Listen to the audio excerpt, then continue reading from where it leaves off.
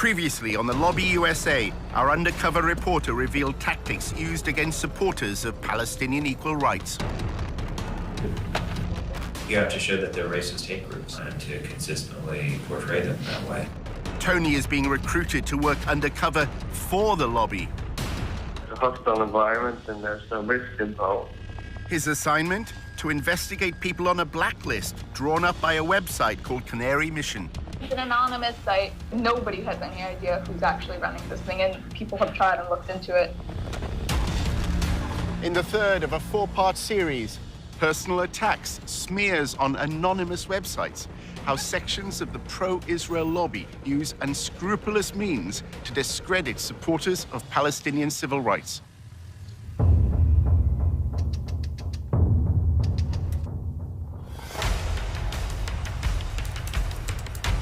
Using an undercover reporter, Al Jazeera's investigative unit infiltrates one of the most powerful lobbies in the world.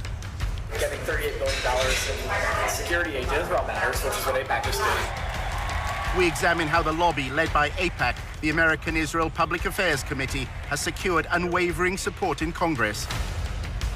Congressmen don't do anything unless you pressure them. And the only way to do that is with money. What the lobby is all about is to make sure that Israel gets special treatment from the United States forever. But after occupying Palestinian lands for half a century, the pro-Israel lobby is facing a new challenge. We called for a full boycott of Israel, divesting from it, and eventually imposing sanctions on it to achieve UN-stipulated rights of the Palestinian people. A movement to boycott, divest, and impose sanctions on Israel, BDS, was formed on American campuses. It seems to be achieving its goals. It threatens future American support for Israel. We believe in justice for all people. That means the occupation has to end. Israel's Ministry of Strategic Affairs responded with a covert operation to defeat BDS. אתה צריך לעשות את זה עם הרבה מאוד עמימות. זה לא גוף צבאי היררכי שאם הרגנו את X, אז כל הגוף מתחתיו לא פועל. The Israeli government leverages Jewish organizations in the diaspora. Absolutely. It's a psychological campaign involving spying and smears. You discredit the messenger as a way of discrediting the message. Just stay on message. And what is that message? BDS is a hate movement. While our reporter monitored pro-Israel groups, he was asked to go undercover for the lobby. You're going into enemy territory. It's not for everybody.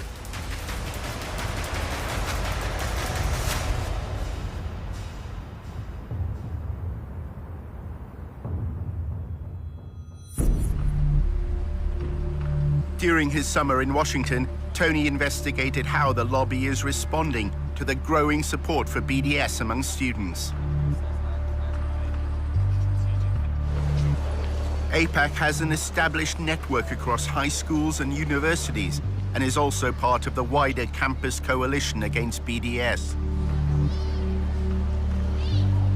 I work with the DC school, so I can connect you to Georgetown, GW, American.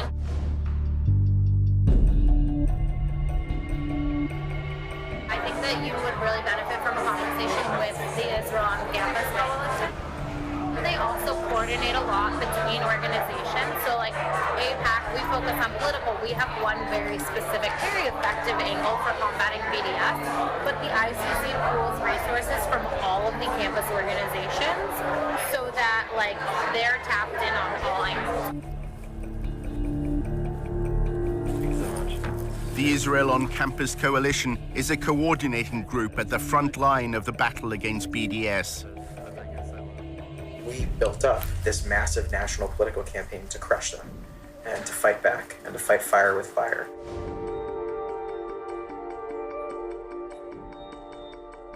What we saw was a growing global movement to destroy Israel that was manifesting on American college campuses. It makes sense that they would try to poison our next generation. The one thing every member of Congress and president and ambassador and newspaper editor has in common is, by and large, they spent a little bit of time on a college campus, and probably those were formative years. The Israel on Campus Coalition is at the center of the lobby's response to BDS. There are about 100 maybe 120 now professionals that are working for a dozen national ICC partner organizations like AIPAC and Hasbara Fellowships and Stand With Us and Hillel and Chabad and API. Stand With Us and the ICC have a particularly close relationship.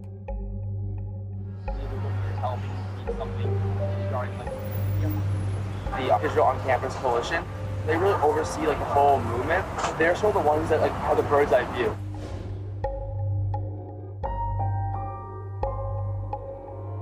Let's just say like next week, a BDS resolution comes to campus.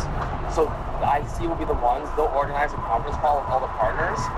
So they might say, okay, stand with us, we need a little bit more of your help because we need something regarding like what's in the BDS resolution. The campus newspaper wants us to write like an op-ed. Can you guys help like the op-ed? So they'll sort of be the ones and they'll sort of be overseeing it. One of Tony's fellow researchers at the Israel Project had also worked with Stand With Us. One evening, Amanda told him how the work she'd been asked to do often made her feel uneasy. Stuff we produced, I felt was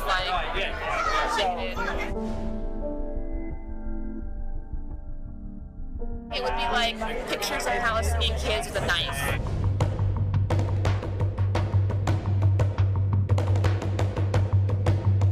Those videos of like kids gonna like stab people and like we need to put this on Facebook and then have to make memes like and do like graphics about like that.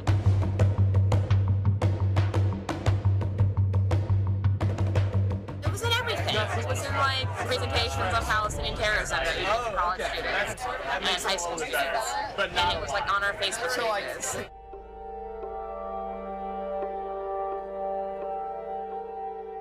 It's embarrassed to be associated with her. You told me about that guy who was like telling you to like use racist, like use. Yeah. Were they going to universities and using that kind of language? Or? Yeah, universities, articles, Facebook, everything.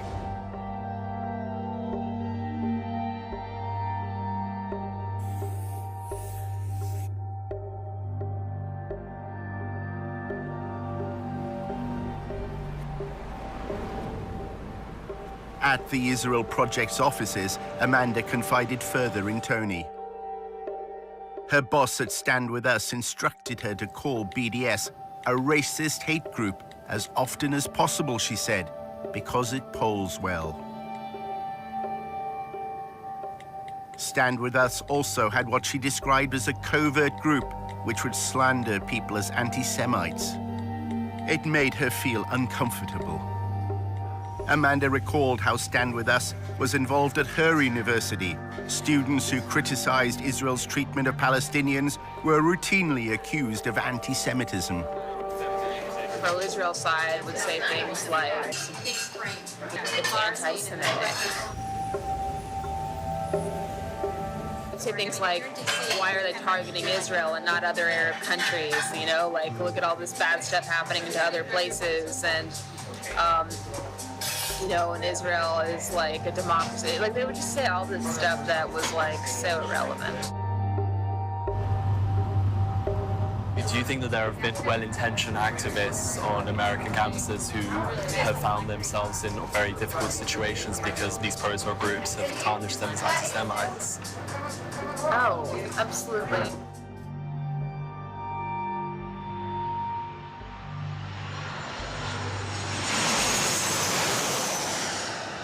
Stand With Us holds an annual conference in Los Angeles. Its focus is on how to fight the BDS movement.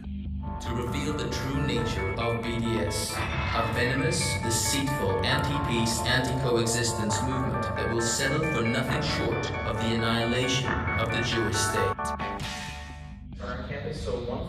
Jacob Bain from the Israel on Campus Coalition linked BDS to the rise in anti-Semitic hate crimes in America.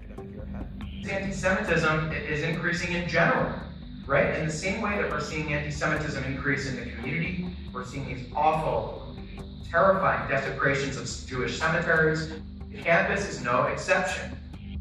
At a social event held by a pro-Israel advocacy group, Tony finds out more about Stand With Us. Many here are recent graduates with backgrounds in student politics. I was the chief of staff for my friend who was our student senator.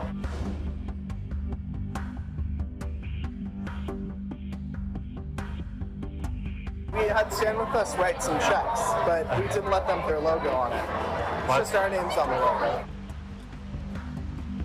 We didn't want that association because on Berkeley campus, if you don't know, they hate Stand With Us. As well as working behind the scenes to provide funds, Stand With Us helps pro-Israel groups denounce students who support equal rights for Palestinians. We've used Stand With Us strategically on my campus to have them publish stuff when we wanted stuff published. One girl that was running for our student senate, her last name's Dick, Samaya Dick. The summer of 2014, the Gaza bombings happened. There's a lot of activity in the Bay Area, a lot of protests. You hear like, intifada, intifada, intifada. So, and I asked someone, I was like, oh, what does that mean? When Samaya stood for the Student Senate at Berkeley, the Arabic word meaning uprising inspired her election slogan. My last name means faith and governance, a way of life. There was other hashtags, so it was like Din for the Win, Din Dynasty. I didn't really like them. So when I launched my campaign, it just seemed fitting to launch it with, hashtag Dintifada. She ran on the hashtag Dintifada. That's her Dintifada. Her last name's Dick. Samaya Din. And we're like, this isn't okay. Stand With Us and launched a social media assault on Samaya's campaign and her character. We had a campaign party, it was a launch party, and an hour later, I'm getting all these messages.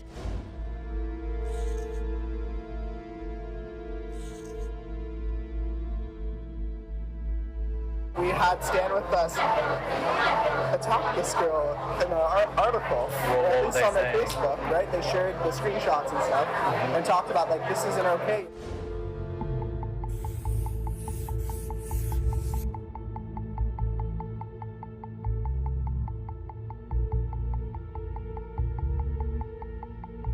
The next day, Stand With Us completely took my campaign slogan out of context.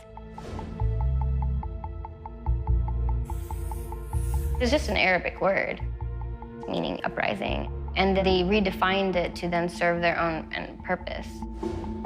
The redefinition to me was killing of all Jews.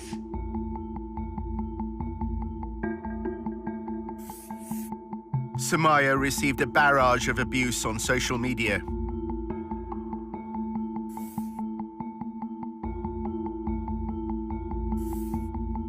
They called you a frustrated, sexually repressed woman. They said you were scum. They wanted to kick you out of the country.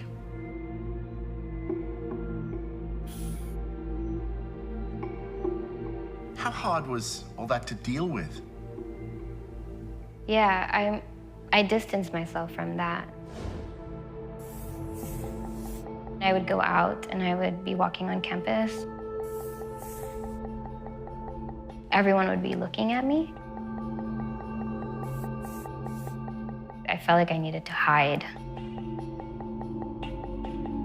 It took me 3 days. I didn't sleep. I was just like, what's going on? We don't want Stand With Us's name, on our name.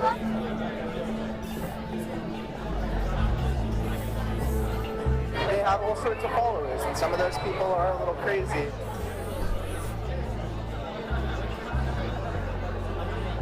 You have people that saying, like, that person should die.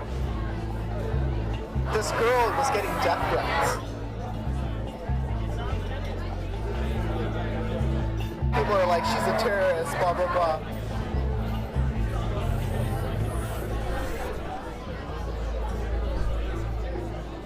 How involved are they on campus politics then? Like even if it's money. They get money, but it's rare that they put their name on something because the leadership that I helped create on that campus is aware that it ruins relationships. At the Israel on Campus Coalition in Washington, Tony discovered that the lobby is deliberately adopting a clandestine approach on campuses. We should stand behind our work, not in front of it. It's not helpful for Stand With Us to say to a pro-Israel student, or the Israel Project to say to a pro-Israel student, oh, sure, we'll help you, but you have to put our logo on it. We're working so closely with Stand With Us, and we have such a tight partnership with them today that it's totally seamless. Tony also discovered that anonymity is a key strand of the campaign against BDS. If one of these terrorists on campus wants to disrupt a pro-Israel lecture or something and unfurl a banner or whatever else, we're going to investigate them, look into bad stuff they've done. That stuff becomes very useful in the moment, and there are any number of ways to push it out. The only thing is that we do it securely and anonymously, and that's the key.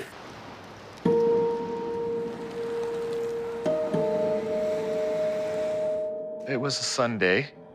I was in the kitchen. My partner was in the living room with my daughter. Came in with her laptop, and she said, "You've got to see this."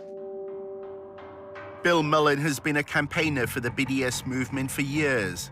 His wife had been sent a link to a website containing a letter addressed to her. This letter purported to be by a former student who said that she had been sexually harassed by me, and she had found other students at Purdue who had had the same experience, and she was writing this letter to tell their story. With the anti-Israel people, what's most effective, what we found, at least in the last year, is you do the opposition research, put up some anonymous website, and then put up targeted Facebook ads. Within a very short time, within about 48 hours, we were able to establish that these multiple sites that we had found attacking me had been taken out almost at the same time, and that they were clearly the work of the same people. Every few hours, you drip out a new piece of the opposition research. It's psychological warfare. Drives them crazy. One of the accounts said that in the process of supposedly putting my hand on her, I'd invited her to a Palestine organizational meeting. And I thought, well, you're sort of putting your cards on the table there, whoever you are. We found out that a student at Purdue, who I work with, had also been targeted. A former activist with Students for Justice in Palestine agreed to speak only with her face concealed. It said that I would get drunk and go and have sex with multiple guys, and that's just a huge attack on my character and a massive lie. My parents were very upset. They immediately told me to quit my involvement with SJP. They either shut down or they spend time responding to it and investigating it, which is time they can't spend attacking Israel. That's incredibly effective. The main focus was to attack my reputation and my character, pretty much to mess with me so that I don't want to continue my involvement with SJP. It was really an attempt by people who didn't know us to think, maybe I can destroy this marriage at the very least. Maybe I can cause them horrendous personal suffering. The same letter purporting to be harassment to my wife used the name of our daughter. I think that was the worst moment. I think we thought, these people will do anything. They're capable of doing anything. Could you send me some of these websites? I'd be very curious just to see what they look like. I couldn't. You couldn't, okay. But, Canary Mission is a good example. Canary Mission is highly, highly effective to the extent that we monitor the Students for Justice in Palestine and their allies. I remember it was the morning I was getting ready for school. I was about to graduate at this point, in a pretty cheery mood, I'd say. I got a Facebook message from one of my friends. She goes, "Hey, Marcel, I don't mean to freak you out, but I think you should see this." I click on it, and then I see it's a picture of me, and it's my name, and it's a profile about me. When I saw that this was a website dedicated to taking down pro-BDS activists and painting us all as terrorists and anti-Semitic, it was chaos. It was chaos in my mind. What are people gonna think when they look at my name on Google? Are they gonna think I'm a terrorist? Are they gonna think I don't like Jewish people? And they're picking out individuals who they think are critical of Israel, and they're smearing them. And they're telling them that what's going to happen here is if you don't cease and desist from acting like this, we in the end will do much to destroy your career. A few years later, these individuals are applying for jobs within your company. Canary Mission's promotional video threatens to pass these smears onto prospective employers. Ensure that today's radicals are not tomorrow's employees. It was shattering to me because I had to look for a job, I had to start my life, and now I had this website smearing my name before I even got a chance to really make a name for myself. Somebody did contact my employer and ask for me to be fired based on my pro-Palestine activism. They said that, you know, if they continued to employ me, that their values are anti-Semitic. It can be really scary at first. I was mostly harassed via Twitter. They were tweeting me like every 2 or 3 days. They take screenshots, even way back to my Facebook pictures that don't even look like me anymore, just digging and digging through my online presence. They're terrified of Canary Mission, and it's about time. We had always been afraid of ending up on there. It was like very personal.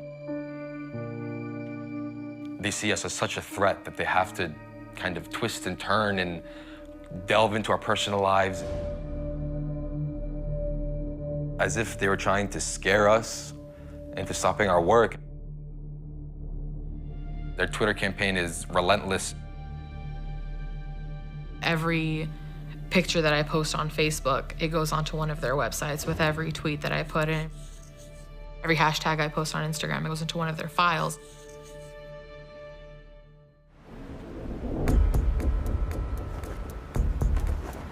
The research operation is very high tech. When I got here a few years ago, the budget was like $3,000. Today it's like $1.5 million or more. Probably it's like $2 million even at this point. I don't even know, it's huge. It's a massive budget. We've got major political consulting firms on retainer that are here all the time. We have our own opposition researchers. We have a lot of communications capabilities, and what's most interesting about it, I think, is that 90% of the people who pay attention to this space very closely have no idea what we're actually doing, which I like. Caffeinated, yeah, I tried it, yeah. As he left his meeting at the ICC, Tony reflected on the way Jacob Boehm had reacted to his questions about Canary Mission. We do it securely and anonymously, and that's the key. It sounds very similar to like a Canary Mission and that kind of thing. Is that, yeah. Are you guys like in touch with them at all, or is there any kind of, no? No, Canary Mission is totally anonymous. Yes. Yeah, it's hard to figure out who's behind it. Canary Mission is highly, highly effective to the extent that we monitor the Students for Justice in Palestine and their allies. We're doing it back. I mean, not we, but there's some anonymous group. We don't know who's behind it. I would ask where they get their money from, because ultimately that tells you where the control is. In part 2, we reveal for the first time who set up and finances Canary Mission. He called a group of us to ask us what we thought. I told him actually I thought it was a bad idea, but he did it anyway. And how the pro-Israel lobby uses smears to try to change American law. Investigate us for what? For doing nothing wrong?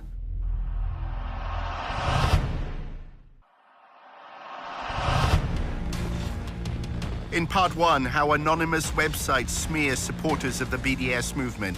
Use the name of our daughter. They're capable of doing anything. It's psychological warfare.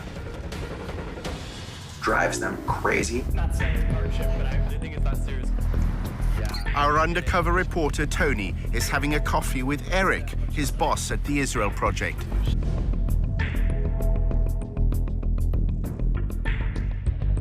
Tony wanted to find out more about Canary Mission. There's a guy named Adam Milstein who you might want to meet. He's a convicted felon. That's a bad way to describe it. He's a real estate mogul.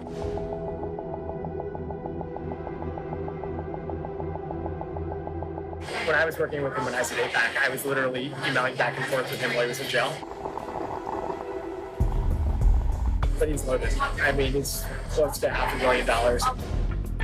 Adam Milstein has become a central figure in the lobby. His foundation funds numerous pro-Israel organizations. He also sits on the boards of AIPAC's National Council, the Israel on Campus Coalition, and Stand With Us. Our reporter filmed him alongside Jacob Boehm from the Israel on Campus Coalition at the Stand With Us conference in Los Angeles. The two men had lengthy private discussions. Milstein is close to probably the wealthiest donor to the pro-Israel lobby, Sheldon Adelson.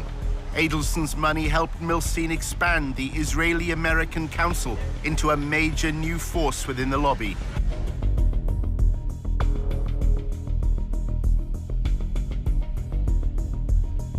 Adelson arrived at the 2016 IAC conference with Rudy Giuliani, now an advisor to President Trump. An IAC video from the conference shows Milstein and Adelson discussing their partnership. You said you see the vision and you tell us, go and do it. And we took your orders and we made it happen. And we took your money. There's somebody else around that can give you 50 million? No, there's no... Sheldon. Eric is wary of Adelson's relationship with the U.S. president. He's really impulsive. If he gets a call from, Donald Trump, comes to get all the pro-Israel organizations to start helping us. He starts twisting their arms and putting pressure on them. Like, I give you $1 million. You better start putting out TV ads. And you're like, what the f***? That's not our goal. It's not our mission. Tony attended the Israeli-American Council's annual conference. At a party, he spotted the IAC's chairman, Adam Milstein. It's very important we're proud Jews. We're not, I was born Jews, but I'm really not Jew, and I'm not sure I'm proud Jew. We're proud about our history. We have strong connection to the land of Israel. So this Israeli identity is now all over the world. I'm Tony. I'm in the Israel Project with Eric Gallagher. Milstein told Tony how critics of Israel should be handled. First of all, investigate who they are. What's their agenda? They're picking on the Jews because it's easy, because it's popular. We need to expose what they really are. And we need to expose the fact that they're anti-everything we believe in. And we need to put them on the run. Right now, they can do whatever they like, terrorize us, and we are... How do we put them on the run, though? Doing it by exposing who they are, what they are, the fact that they're racist, the fact that they're bigoted, that they're anti-democracy. Do you think there's a good role to just naming them as anti-Semites? Not just anti-Semites, it's too simple. We need to present them for what they really are. They're anti-freedom, they're anti-Christian, they're anti-democracy. That's what we need to do. Numerous groups from the pro-Israel lobby were attending the conference. An Israeli official gave them a message to pass on to BDS supporters in America. Everybody out there who has to do anything with BDS should ask himself twice, do I want to be on this side or do I want to be on the other side? If I'm submitting to BDS, what would be the effect?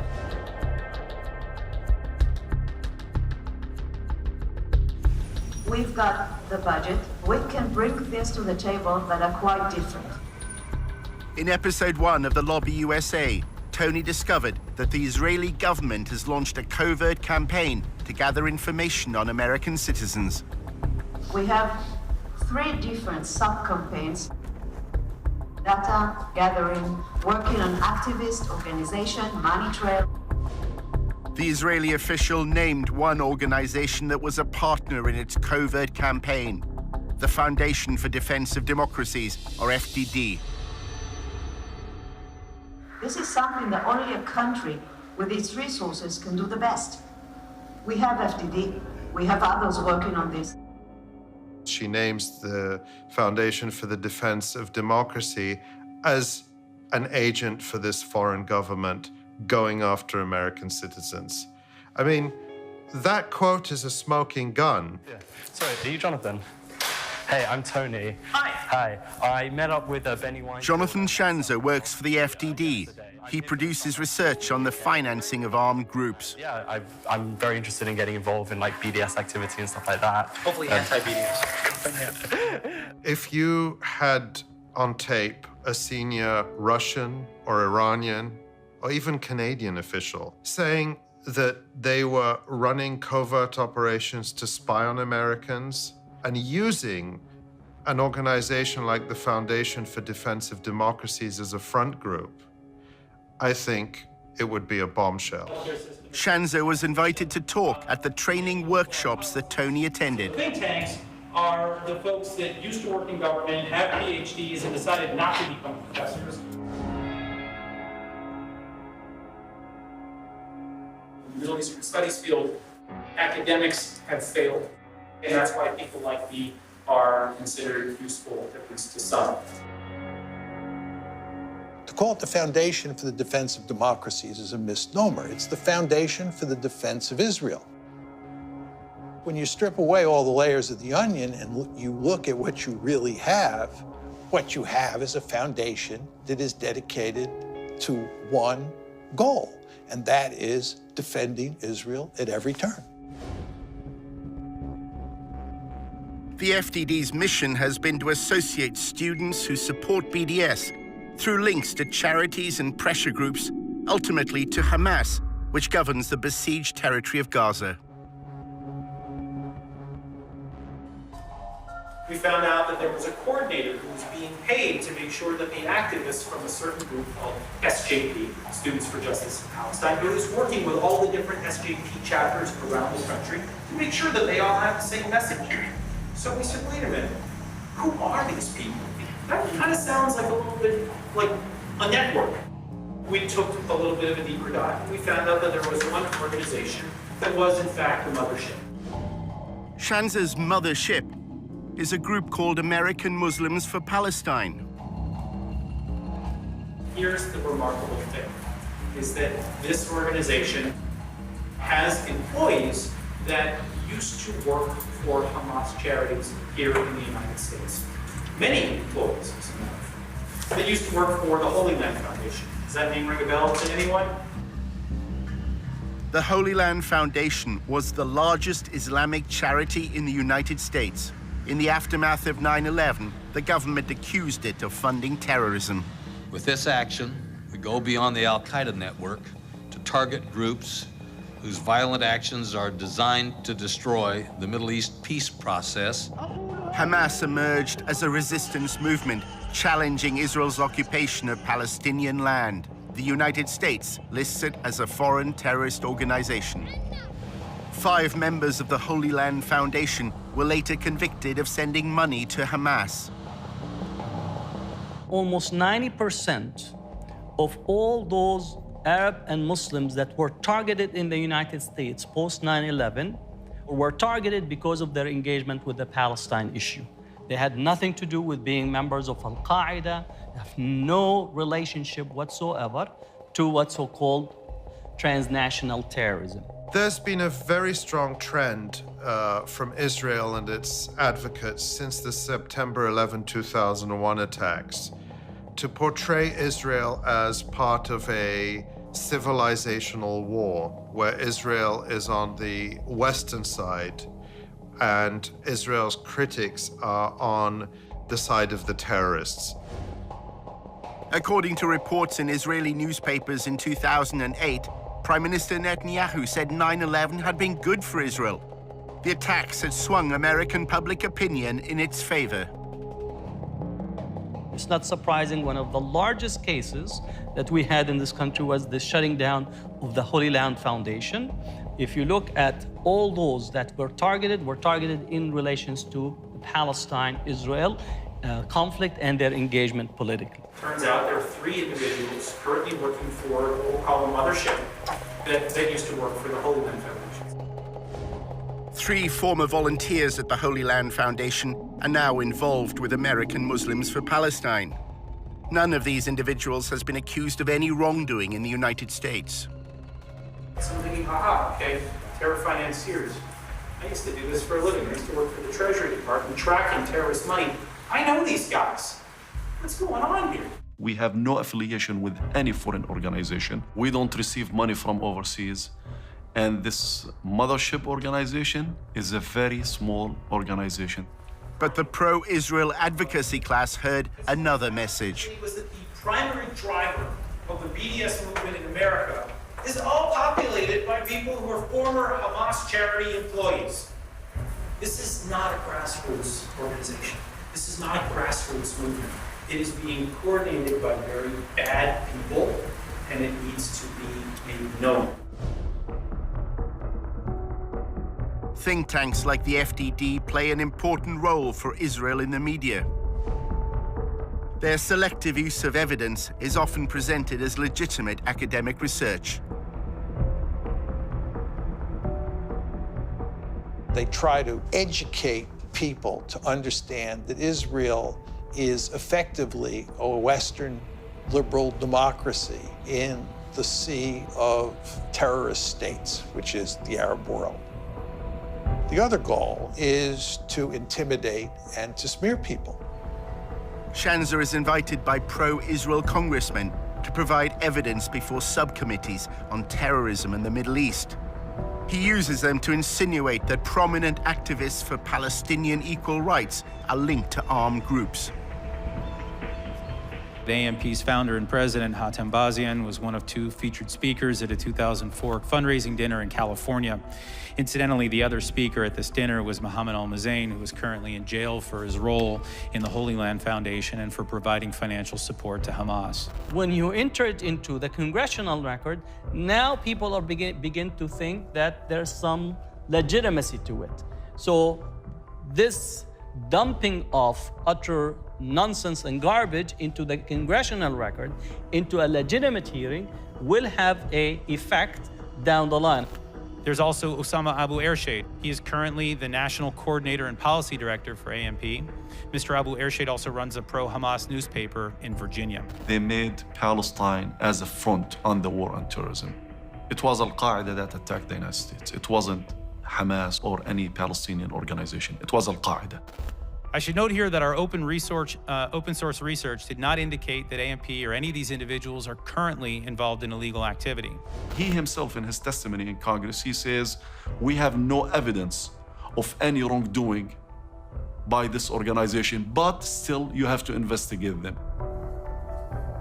So investigate us for what? For doing nothing wrong? The fact it's rubbish does not mean that people don't listen to it, right?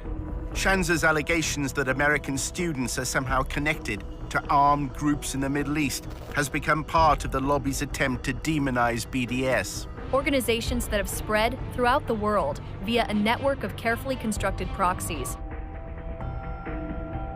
We should promote the fact that, according to Jonathan Shanzer, knows terrorism, he said a group of people who were actively funding Hamas have now formed a group, American Muslims for Palestine. Shanzer, testifying, said they're a leading driver of the BDS campaign. They're the most important sponsor and organizers of SJP.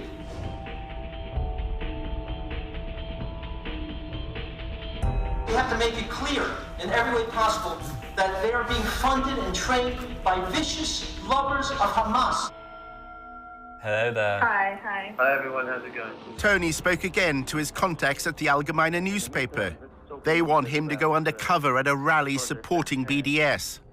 They want Tony to find a connection between the activists he's supposed to spy on and the Holy Land Foundation. There's a long history of crimes associated with the BDS movement that have been judged as such by US courts. For example, the Holy Land Foundation. Are these people still active and present within the movement? Who seems to be the people running the show here? Is there any acknowledgement of any sponsors? This is an incestual business. You know, they're all interconnected. This is not me just spouting off because I'm paranoid. There have been actual cases, like the Holy Land case that happened a few years ago. A lot of these guys had worked with those people, and they themselves have not yet been indicted, but they're all interconnected. Part of the reason why that is so crucial is because when you're making lines from one organization to the other, eventually you make a line to Hamas, to Hezbollah, to Iran. Sounds good. Well, we're grateful to have you. Let's see how it goes. While he considered his undercover mission for the Allgemeine, Tony set up a meeting with Jonathan Schanzer. It was at the office of the Foundation for Defense of Democracies. Hey, how are you? I'm good. Good to see you. You too. At their earlier meeting, Schanzer had stressed the importance of links that connected students who support BDS to the Holy Land Foundation and then Hamas. Now he was more downbeat. The lobby is apparently failing in its attempts to discredit the movement. BDS has taken everybody surprised. It's come up, behind everyone's back and bit them on the ass. Yeah, that's a complete mess. I can tell you that I don't think anybody's doing a good job. We're not even doing a good job. We did some good research, but we haven't figured out how to do anything with it. Schanzer is unhappy that his alleged links between Students for Justice in Palestine and Hamas have not been publicized more widely. The stuff that I shared with your group, our hope was to really, make this something that people could sink their teeth into, but no one has turned it into, no one's weaponized it, is probably the best way of describing it. The slurs the lobby once relied on are no longer working. Personally, I think anti-Semitism as a smear is not what it used to be. Schanzer's now trying to link BDS to a small Palestinian faction that once was involved in militancy, the Popular Front for the Liberation of Palestine. So you got Hamas on one hand, you got PFLP on the other. Sooner or later, this stuff will come to light. What have you found so far? We'll come out with something when I've got enough. We found indications that there could be some research to produce.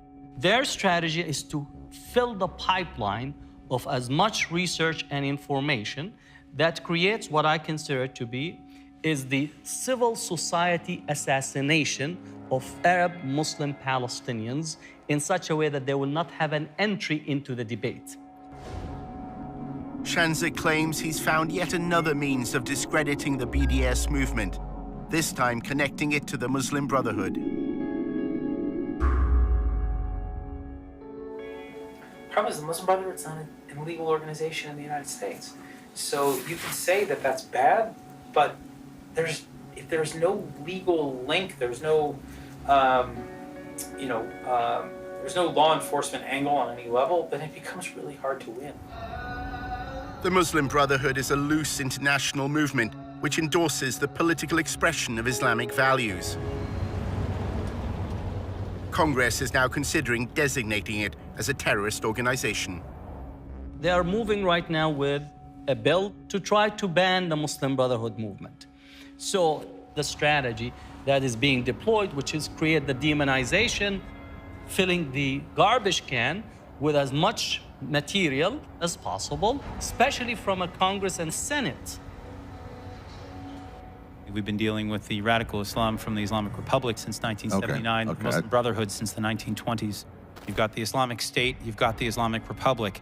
Their hatred for Israel, their Islamist ideology is what really motivates the terrorism that they carry out. You have to attack their weaknesses better than they attack your weaknesses. That's war. Why they're doing this? Why they're going after our organizations? It's always connected to the issue of Palestine. They always try to connect us, to connect dots that they don't exist. Terrorism is a very effective word. And what a lot of people in the lobby try to do is describe pro-Arab or pro-Palestinian groups as terrorist groups. There's no doubt that when you employ the tactic of identifying Muslim or Arab or Palestinian groups as terrorist organizations, that you're promoting Islamophobia. Schanzer is a popular speaker at the pro-Israel campus events that Tony attends.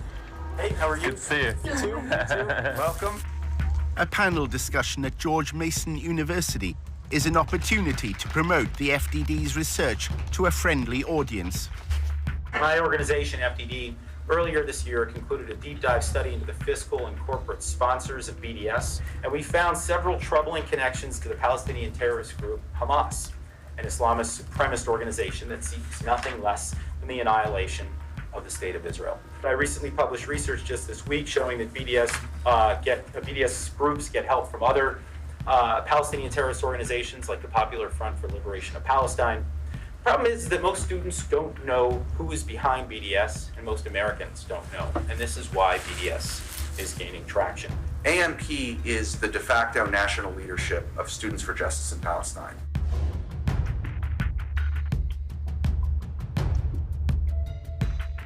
There is an actual direct connection between the people who were involved in raising money for Hamas and people who are involved in BDS activism on American campuses today. Pollock claims that SJP is just a front to hide the real agenda of American Muslims for Palestine. You'll notice their name is Students for Justice in Palestine. You don't hear the word Islamic, you don't hear the word Muslim in that name, and you hear the word justice, which is kind of a buzzword on campuses today. Everyone's for justice, right? You're not for injustice. The crowd that's kind of behind the scenes is actually a very Islamic radical cause. And if you actually get like into the weeds on SJP, they've aligned with groups that are for the, not just the destruction of Israel, the destruction of America. That's a narrative that suits Israel because it takes the pressure off Israel to actually end what it's doing to Palestinians. But it's an incredibly dangerous narrative for the whole world, and I think we're all paying the price of it. Pollock even accuses Jewish supporters of BDS of being in league with Hamas. Which is Jewish Voice for Peace, or as I call it, Jewish Voice for Hamas. It'd be like having a group called, like, you know, African Americans for Slavery. You know, it's like, it's crazy, right? A lot of the JVP people are not Jewish. They've had a real problem of like people basically pretending to be Jews because the anti-Israel activism it's a little more sexy. You're here speaking with the rabbi. I work for Jewish Voice for Peace. I mean, we're a Jewish organization. I mean, again, I think that's another kind of absurd claim. When you talk about SJP and when you talk about BDS, you talk about them as a hate group, as a movement that absolutely endorses violence against civilians, not military conflict, but violence against civilians, AKA terrorism. You discredit the messenger as a way of discrediting the message. Tony's boss, Eric, was also at the event. He's old friends with Noah Pollock. I want to hire Tony at the Israel project. Tony's another troublemaker from the UK. Yeah. He's a good guy. Noah's the best. As Tony left the event with Eric, the conversation turned to smearing BDS supporters. Eric said wealthy pro-Israel donors now have the freedom to fight Israel's critics however they want. In this country, you have these billionaire types who are starting to realize, like, oh wow, I don't need to participate in the Republican or Democratic parties. I could build my own apparatus and have influence from Los Angeles or Detroit. And Al Milstein's one of those guys. And he funds the Israel Project. He does a lot of great work. Eric then made a remarkable claim when Tony asked about Canary Mission. Who are the people involved with them? It's him. It's him. Adam Milstein. Yeah, I don't know who he hired to oversee it. Adam Milstein. He's the guy who funds it. We need to expose the fact that they're anti everything we believe in. We need to put them on the run. So Adam Milstein, he funds the Israel Project and he's funding the Canary Mission website. Yeah, which is interesting because it makes it seem as though we're a part of it, but we're not. Actually, I was involved with the effort to start with the name and shame. He called a group of us to ask us what we thought. I told him actually I thought it was a bad idea, but he did it anyway. They've lost the political argument. They can now do nothing but resort to personal smears against us. They can't engage us in discussions of the occupation. They can't defend apartheid. They can't defend the bombings in Gaza, but they can try to destroy our lives. Kind of really desperate and pathetic almost, you know, going after students, trying to compromise their futures because they're trying to fight for social justice. I know a guy actually is working with Adam on all sorts of digital spying. There's a group of like anonymous people who have a very sophisticated digital strategy for exposing these people and making sure that stuff stays with them. Yeah. There's no one on their side doing it, so you don't have to worry about your reputation.